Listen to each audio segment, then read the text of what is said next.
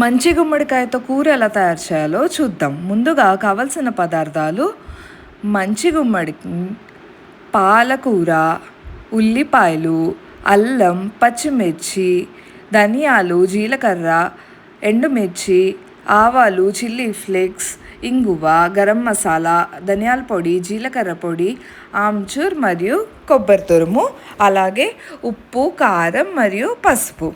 ముందుగా కడాయిలో కొద్దిగా నెయ్యి వేసుకోవాలి. ఈ కూర నెయ్యితో చేసుకుంటే చాలా టేస్టీగా ఉంటుంది.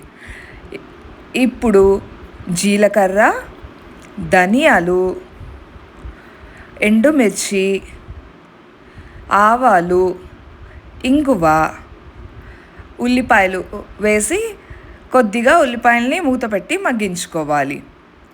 ఇవి మగ్గిన తర్వాత మనం ఇందులోకి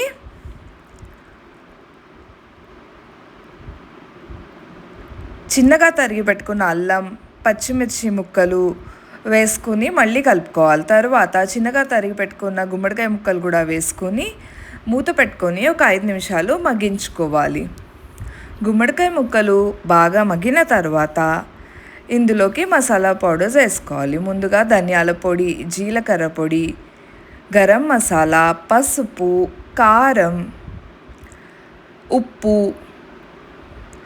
ఇవన్నీ వేసుకొని ఒకసారి కలుపుకున్న తర్వాత ఇందులోకి చిల్లీ ఫ్లేక్స్ కూడా యాడ్ చేసుకోవాలి. మళ్ళీ కలుపుకొని ఇందులోకి చివరగా మనము పాలకూర కూడా యాడ్ చేసుకోవాలి.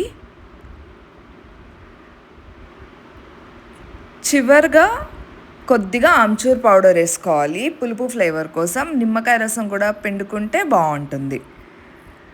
ఇవన్నీ కలుపుకున్న తర్వాత లాస్ట్లో కొబ్బరి తురుము వేసుకుంటే ఎంతో రుచికరమైన మంచి గుమ్మడికాయ పాలకూర రెడీ. దీన్ని అన్నంలోకి, చపాతీలోకి తింటే చాలా బాగుంటుంది.